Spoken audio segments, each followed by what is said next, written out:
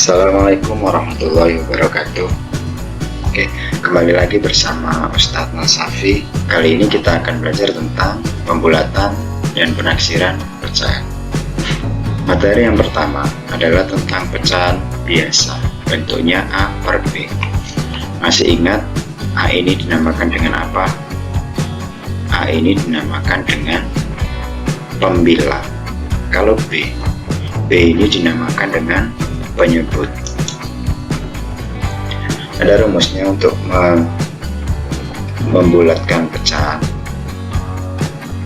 Jika B atau penyebut ini kita bagi dengan 2 dan hasilnya ternyata kurang dari atau sama dengan A, maka pecahan tersebut dibulatkan menuju 1. Jika B dibagi 2 ternyata hasilnya lebih besar daripada A, maka pecahan tersebut dibulatkan menuju 0. Supaya lebih jelasnya, kita lihat contoh di bawah ini. Bulatkan pecahan di bawah ini ke bilangan bulat terdekat. Contoh yang pertama ada 2/4 dan contoh yang kedua ada 3/10. 2/4, A nya yang mana, B nya yang mana? 2/4 ini A nya yang 2, B nya yang 4. Jadi nanti kalau B nya ini kita bagi dengan 2 dan ternyata hasilnya lebih kecil atau sama dengan A, maka hasilnya pecahan tersebut dibulatkan menuju 1. Tapi kalau 4 ini kita bagi 2 ternyata hasilnya lebih besar daripada A, maka pecahan tersebut dibulatkan menuju 0. 2/4 4 dibagi 2 hasilnya 2. Nah, ini sama dengan A. Sama dengan A enggak? Sama dengan A. Berarti pecahan ini dibulatkan menjadi atau menuju 1. Contoh yang kedua, 10. 3/10 berarti 10 nya yang kita bagi 2. 10 dibagi 2 hasilnya 5. 5 ini lebih besar daripada A apa enggak? A nya berapa? A nya 3. Berarti 3/10 ini dibulatkan menjadi 0. Untuk pecahan biasa sudah paham ya. Kita lanjutkan ke pecahan campuran. Untuk pecahan campuran itu ada C A per B masih sama. A ini dinamakan dengan pembilang dan B dinamakan dengan penyebut. Untuk rumusnya masih sama, tapi nanti kita di sini ada tambahan C ya. Jika B dibagi 2 dan ternyata hasilnya kurang dari atau sama dengan A, maka pecahan yang biasa ini dibulatkan menuju 1. Jika lebih besar, maka dibulatkan menuju 0. Contoh, bulatkan pecahan di bawah ini ke bilangan bulat terdekat. Contoh yang pertama ada 3, 5/6.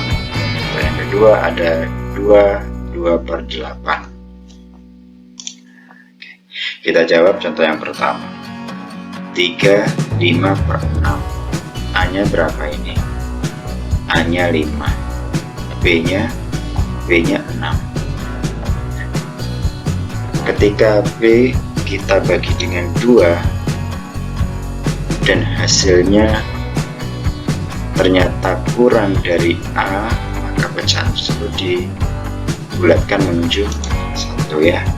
6 kita bagi 2 hasilnya 3 dan ternyata 3 ini kurang dari 5, maka 5/6 dibulatkan menjadi 1, sehingga 5/6 itu dibulatkan menjadi 4. Dari mana 4? 4 itu dari 3 ditambah hasil pembulatannya ini, hasil pembulatannya jadi 1. 3 ditambah 1, hasilnya 4. Contoh yang kedua, 8 kalau dibagi 2 hasilnya 4.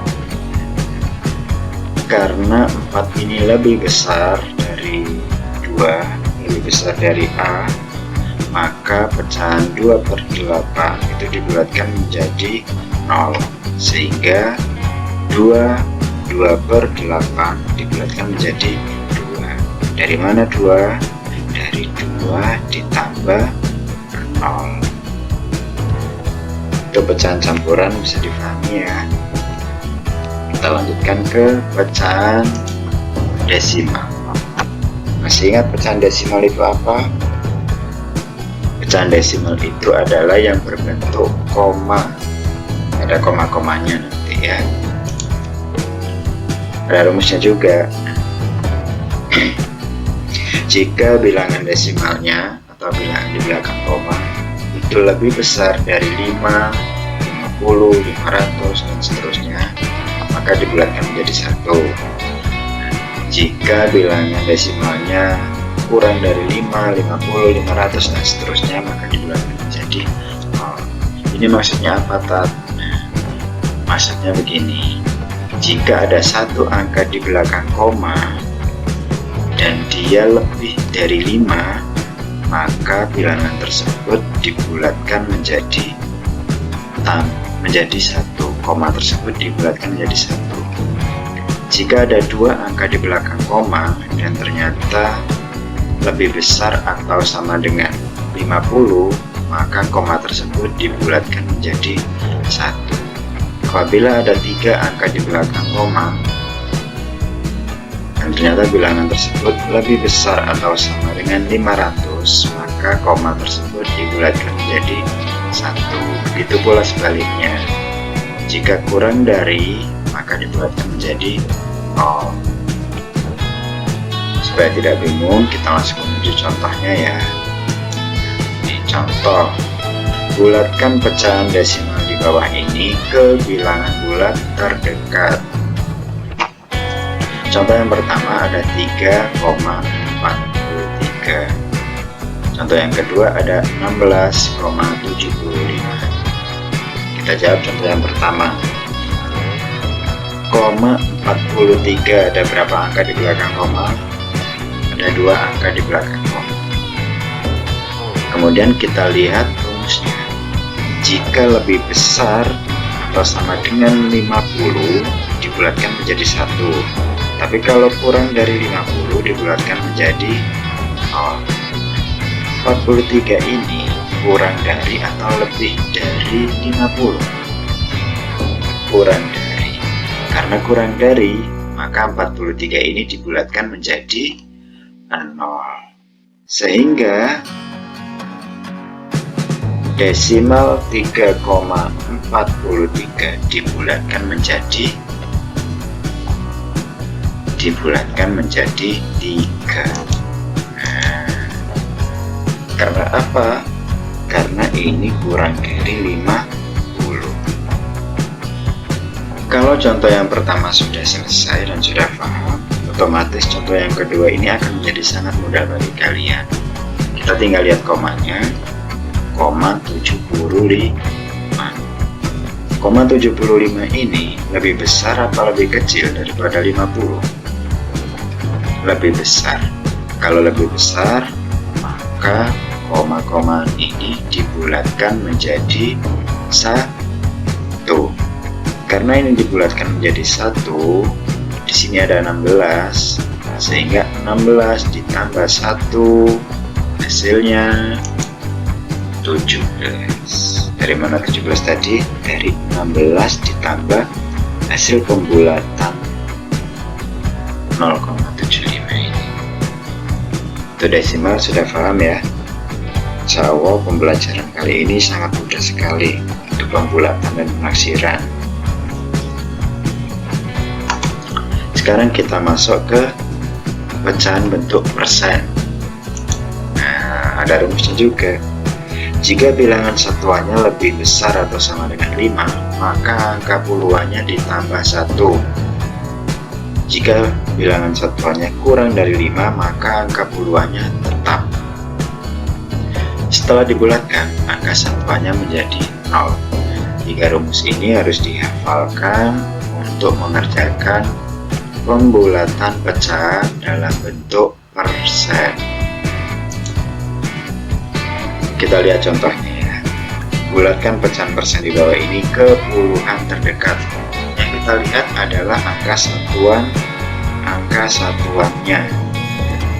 Untuk soal A, angka satuannya ini adalah 4.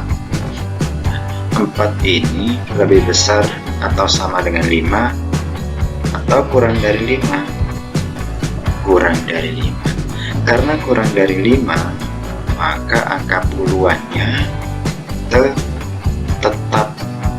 Sehingga 74 kalau kita bulatkan ke puluhan terdekat, maka akan menjadi 74% jika dibulatkan menjadi 70%.